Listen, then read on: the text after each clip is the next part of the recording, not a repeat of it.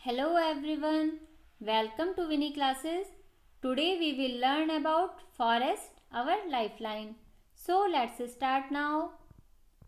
वह क्षेत्र जहाँ पर पेड़ पौधों की अधिकता होती है वन क्षेत्र कहलाता है।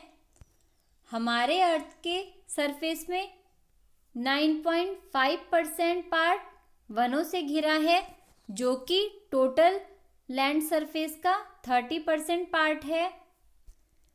इंडिया में सबसे अधिक वन क्षेत्रफल वाला स्टेट मध्य प्रदेश है। जब भी आपने वन भ्रमण किया होगा या आप कभी फॉरेस्ट के आसपास की किसी रोड से गुजरे होंगे तो आपने देखा होगा कि फॉरेस्ट में बहुत सारे हरे भरे पेड़ पौधे, घास, सूखी पत्तियां, जंगली जानवर, चिड़ियाएं होती हैं। जंगल में बहुत ही शांत वातावरण होता है और कभी पक्षियों की चहचहाहट सुनाई देती है। साथ ही ठंडी हवा मंद गति से बहती है। अब ये जो वन है, पेड़ पौधे हैं, इन वृक्षों को किसने लगाया है? तो प्रकृति में ये वृक्ष पर्याप्त मात्रा में बीज उत्पन्न करते हैं। वन की भूमि उनके अंकुरण और पौधों में विकसित होने के लिए अनुकूल परिस्थितियां प्रदान करती हैं। विशाल और ऊंचे वृक्ष जिनके अपर मोस्ट लेयर को हम कैनोपी कहते हैं, शिखर,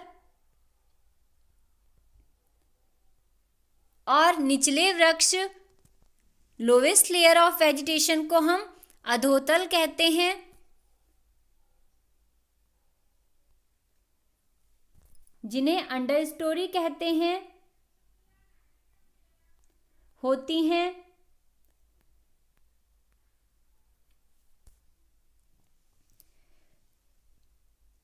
जलवायवीय परिस्थितियों के कारण वृक्षों व अन्य प्रकार के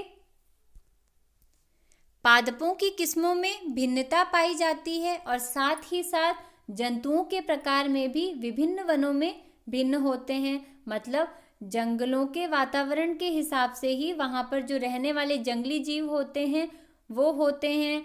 आपने देखा होगा कि जंगलों में हाथी, गैंडा, मोर और बहुत सारे जंगली जंतु रहते हैं।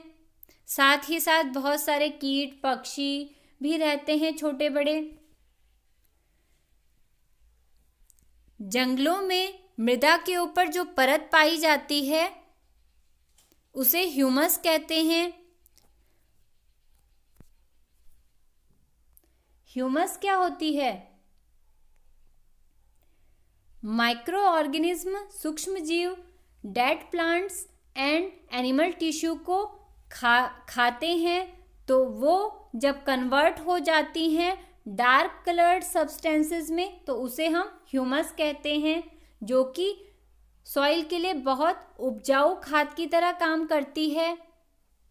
और अपघटक जो ह्यूमस बनाते हैं सूक्ष्म जीव, उन्हें हम अपघटक कहते हैं। So the micro organism which convert the dead plants and animals to humus are known as decomposer.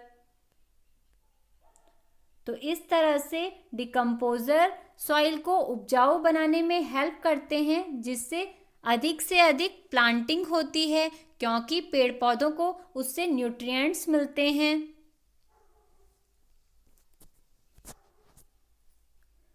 चलिए अब समझ लेते हैं कि फॉरेस्ट किस तरह से इम्पॉर्टेंट रोल प्ले करते हैं हमारी लाइफ में, सभी लिविंग ऑर्गेनिज्म की लाइफ में। फॉरेस्ट को ग्रीन लंग्स भी कहते हैं। जिस तरह से वन हमारे लिए उतने ही महत्वपूर्ण हैं जितने हमारे फेफड़े हैं, और वनों को हम ग्रीन लंग्स भी कहते हैं, बिकॉज फॉरेस्ट क्या करते हैं, जो फॉरेस्ट में पेड़ पौधे होते हैं वो कार्बन डाइऑक्साइड का अवशोषण करते हैं। प्रकाश संश्लेषण की क्रिया में सनलाइट की प्रेजेंस में कार्बन डाइऑक्साइड को अवशोषित करते हैं और प्रकाश संश्लेषण की क्रिया द्वारा ऑक्सीजन को रिलीज करते हैं, जो कि हमारे लंग्स के लिए बहुत ही इम्पॉर्टेंट होती है। So that's why forest is called green lungs.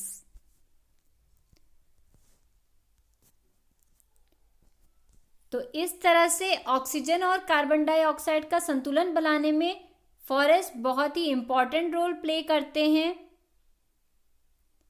Because पेड़ पौधे प्रकाश संश्लेषण की क्रिया में ऑक्सीजन का उत्सर्जन करते हैं और कार्बन डाइऑक्साइड का अवशोषण करते हैं। अब अगर पेड़ पौधे नहीं होंगे या वन कम हो जाएंगे तो जो कार्बन डाइऑक्साइड की मात्रा है हमारे वातावरण में वो ज़्यादा हो जाएगी, और इस वजह से अगर पेड़ों में कमी आएगी, पेड़ों की संख्या में कमी आएगी, तो कार्बन डाइऑक्साइड की मात्रा हमारे वातावरण में बढ़ जाएगी, जिससे कि ग्लोबल वार्मिंग और अर्थ टेम्परेचर इंक्रीज हो जाएगा। तो इसलिए हमें पेड़ पौधों का संरक्षण करना चाहिए।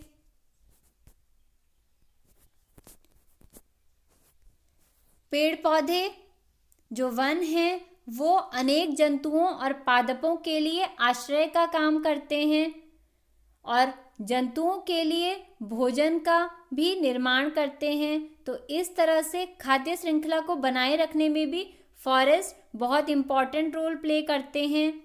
अगर पेड़ पौधे नहीं होंगे तो जानवरों को आश्रय नहीं मिल पाएगा।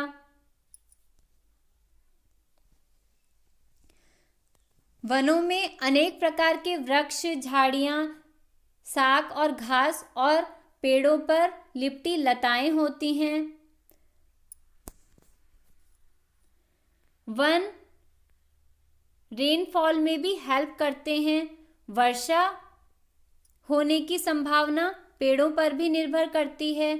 वन ट्रांसपिरेशन, जो पेड़ होते हैं वो ट्रांसपिरेशन की प्रोसेस में जो पानी होता है, एक्स्ट्रा पानी, उसको वेपर की फॉर्म में ऊपर की ओर जाने देते हैं, जो कि बादल बन जाते हैं, और इस तरह से जो पेड़ पौधे हैं वो वर्षा में हेल्प करते हैं। तो ट्रांसपिरेशन और वेपोराइजेशन की प्रोसेस के थ्रू पेड़ पौधे वर्षा में हेल्प करते हैं। और साथ ही साथ जब फॉरेस्ट में जो वर्षा का पानी गिरता है तो ये वर्षा की बूंदों की चाल को कम कर देते हैं।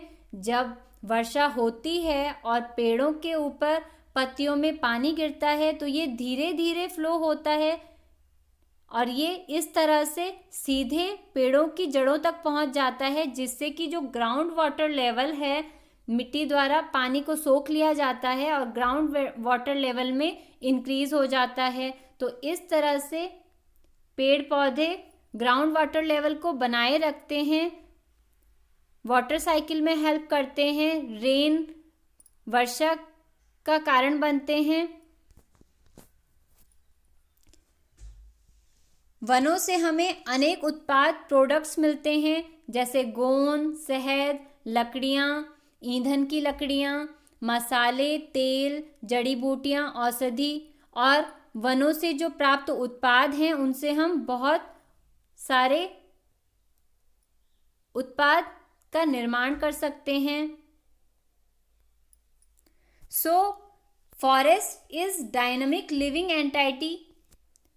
इस तरह से जंगल जो हैं, वन जो हैं, वो गतिक सजीव इकाई हैं which are full of life and vitality, जो कि जीवन और जीवन क्षमता से भरपूर हैं। 21 मार्च को हम as a world forest day celebrate करते हैं एंड 22 मार्च, 22 मार्च को हम वर्ल्ड वाटर के रूप में सेलिब्रेट करते हैं। तो हमें फॉरेस्ट का कंजर्वेशन, संरक्षण करना चाहिए, जिससे कि हमारे वातावरण में पेड़ पौधों की अधिकता बनी रहे और ऑक्सीजन का उत्सर्जन होता रहे और कार्बन डाइऑक्साइड का अवशोषण होता रहे, जिससे कि जो ये साइकिल है, प्रोसेस कार्बन डाइऑक्साइड और ऑक्सीजन की बनी रहे। साथ ही साथ पेड़ पौधे मृदा अपरदन को, फॉरेस्ट सॉइल इरोजन को भी रोकने में हेल्प करते हैं। Forest influence climate, water cycle and air quality. तो इस तरह से फॉरेस्ट जो है हमारे जो मौसम है उसको भी बनाए रखते हैं, और वाटर साइकिल जल चक्र में भी हेल्प करते हैं, और साथ ही साथ हमारी वायु की गुणवत्ता को भी बढ़ाते हैं। Thank you.